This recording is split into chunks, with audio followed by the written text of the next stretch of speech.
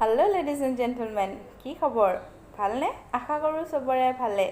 আজি মই আকৌ ঘূৰি আহিলোঁ আপোনালোকলৈ এটা নতুন ৰেচিপি লৈ পৰ্ক সেমি গ্ৰেভি। আশা কৰোঁ সবে এই ভিডিঅ'টো ভাল পায় আৰু লাইক, কমেন্ট, শ্বেয়াৰ কৰে। আহক আমাৰ ভিডিঅ'টো ষ্টাৰ্ট কৰোঁ।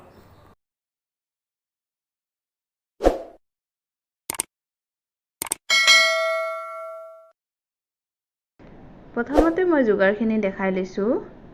এয়া লৈছোঁ মই আদা, নহৰু, আলু দুটা, জলকীয়া, তাৰপিছত পিঁয়াজ দুটা। গাহৰি মাংস যে সেইটো কাৰণে পিঁয়াজ দুটা লৈছোঁ, বেছি পিঁয়াজ ইউজ নকৰোঁ। আৰু আমি এই সেমি গ্ৰেভিটো অলপ ইউনিক কৰিবৰ কাৰণে জিকা লৈ লৈছোঁ। চ' মই এতিয়া আদা নহৰুখিনি পেষ্ট কৰি লৈছোঁ। তাৰপিছত জিকাখিনিও কুটি ল'লোঁ। এয়া হ'ল গাহৰি মাংস। পৰ্ক খাই বহুতে ভাল পায় আৰু ময়ো বহুত ভাল পাওঁ। মই এজন পৰ্ক লাভাৰ। আহক আমি বনোৱা প্ৰচেছটো ষ্টাৰ্ট কৰোঁ। মই প্ৰথমতে কুকাৰত বইল কৰি ল'ম। যিহেতু অলপ টান হয়, সিজিব সময় লাগে, সেইটো কাৰণে কুকাৰত দিলে অলপ সোনকালে সিজে। সেইকাৰণে মাংসখিনি গোটেইখিনি ঢালি লৈছোঁ আৰু লগতে পানী দি দিছোঁ। তাৰপিছত এতিয়া দিম নিমখ, তাৰপিছত দিম অকণমান ৰেড চিলি। তাৰপিছত এতিয়া কুকাৰটো বন্ধ কৰি গেছত লগাই দিম। 4 চিটি মাৰাৰ পিছত আমি কুকাৰৰ ঢাকনটো খুলি এয়া চাওঁ। আপোনালোকৰ ওচৰত এয়া মাংস অলমষ্ট আধা সিজি গ'ল। এতিয়ালৈকে প্ৰচেছটো কমপ্লিট হোৱা নাই আৰু অলপ প্ৰচেছ আছে। কুকাৰৰ পৰা মাংসখিনি ওলোৱাৰ পিছত আমি এতিয়া আলুখিনি অলপ ভাজি ল'ব লাগিব। যিহেতু মাংসখিনি অলমষ্ট সিজি গৈছে, সেইটো কাৰণে এতিয়া আমি তেল দি কেনে আলুখিনি ভাজি ল'ম। তেলটো গৰম হৈ গ'ল, সেইকাৰণে আলুটো দি দিলোঁ। এতিয়া আলুকেইটা দিয়াৰ পিছত এতিয়া আমি অলপ লৰাই দিম। মই এই আলুখিনি যেতিয়ালৈকে ৰঙা নহয় তেতিয়ালৈকে ভাজি ল'ম আৰু তেতিয়ালৈকে আপোনালোকে মোৰ এই ভিডিঅ'টো লাইক, কমেণ্ট, শ্বেয়াৰ কৰিব দেই। আৰু যোনে যোনে ছাবস্ক্ৰাইব কৰা নাই প্লিজ ছাবস্ক্ৰাইব কৰিব, এনেকুৱা ধুনীয়া ধুনীয়া ৰেচিপি পাবলৈ কাৰণে। মোৰ আলুখিনি ভাজা হৈ গ'ল আৰু মই কাঢ়ি লৈছোঁ আলুখিনি। এতিয়া আমি কেৰাহী এখন লৈ লৈছোঁ আৰু তাতে আমি পিঁয়াজটো দি দিম। যিহেতু গাহৰি মাংসত বহুত তেল থাকে, সেইটো কাৰণে অলপ অইল ফ্ৰী বনাবলৈ কাৰণে আমি তেল ইউজ কৰা নাই পিঁয়াজটো ভাজোঁতে। এতিয়া পিঁয়াজটো অলপমান ৰঙা নোহোৱালৈকে অলপ ভাজি ল'ম হিলাই কেনে। বেছি ৰঙা নহয়, অলপমান। অলমষ্ট আমাৰ পিঁয়াজ ভাজাটো হৈ গ'ল। অলপ লৰাই দিছোঁ যাতে লাগি নাযাওক, কাৰণ কিয় তেল দিয়া নাই, সেইটো কাৰণে পটককৈ লাগি যাব পাৰে। এতিয়া আমি মাংসটো ইয়াত এড কৰি দিম।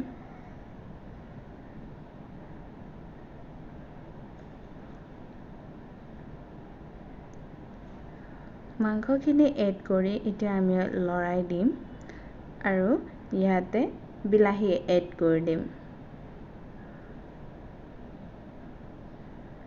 বিলাহী এড কৰি এতিয়া আমি লৰাই দিওঁ যাতে লাগি নাযাওক তলত।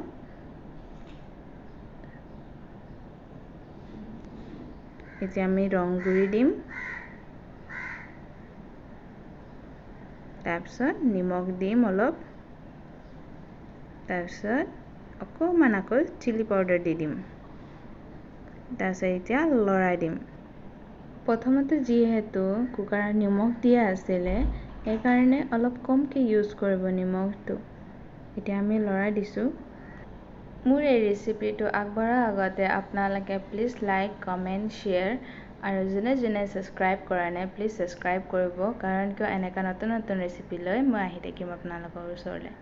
এতিয়া আমি এই ৰেচিপিটো স্পেচিয়েল কৰিবলৈ কাৰণে আৰু টেষ্টটো বেছি আনিবলৈ কাৰণে আমি জিকা এড কৰিলোঁ আৰু লগতে ৰচুন, আদা, জলকীয়া পেষ্টখিনি এড কৰি দিলোঁ। আৰু এতিয়া এই গোটেইখিনি মিক্স আপ কৰি অলপ ভালকৈ লৰাই দিম।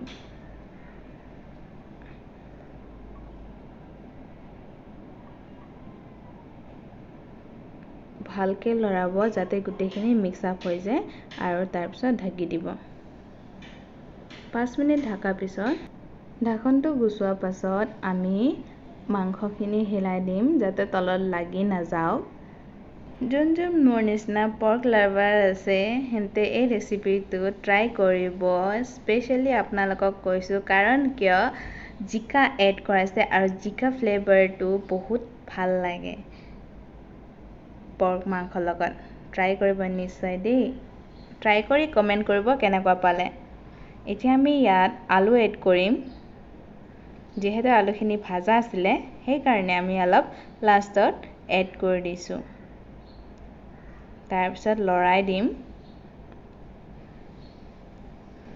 ইয়াৰ পিছত আমি এড কৰিম পানী নৰ্মেল পানী ইউজ নকৰে যোনখিনি আমি বইল কৰিছিলোঁ কুকাৰত মাংসৰ লগত সেই পানীখিনিকে আমি ইউজ কৰিম আমাৰ এই মাংসটো আমি সেমি গ্ৰেভিকে বনাই আছোঁ সেইটো কাৰণে আমি বেছি পানী ইউজ নকৰোঁ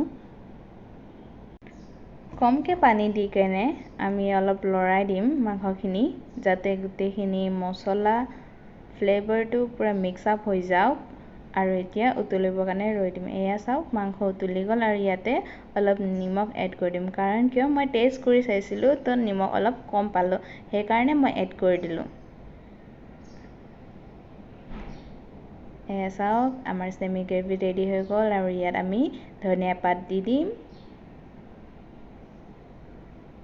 আৰু লৰাই দিম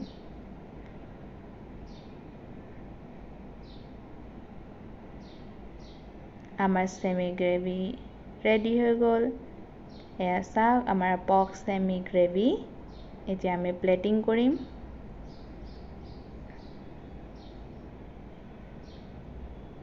আমাৰ প্লেটিং হৈ গ'ল এয়া চাওক আপোনালোকে ট্ৰাই কৰিব জিকা আলু আৰু পৰ্ক মাংস এই তিনিটাৰ কম্বিনেশ্যন ৰিয়েলি বহুত টেষ্ট হয় ট্ৰাই কৰিব আপোনালোকে নিশ্চয় যদি এই মোৰ ৰেচিপিটো আপোনালোকে ভাল পালে প্লিজ লাইক কৰিব কমেণ্ট কৰিব শ্বেয়াৰ কৰিব আৰু যোনে যোনে মোৰ এই চেনেলটো ছাবস্ক্ৰাইব কৰা নাই প্লিজ ছাবস্ক্ৰাইব কৰিব মোৰ চেনেলটো কাৰণ কিয় মই এনেকা সহজ সহজ ৰেচিপি আপোনালোকলৈ আনি থাকিম ধন্যবাদ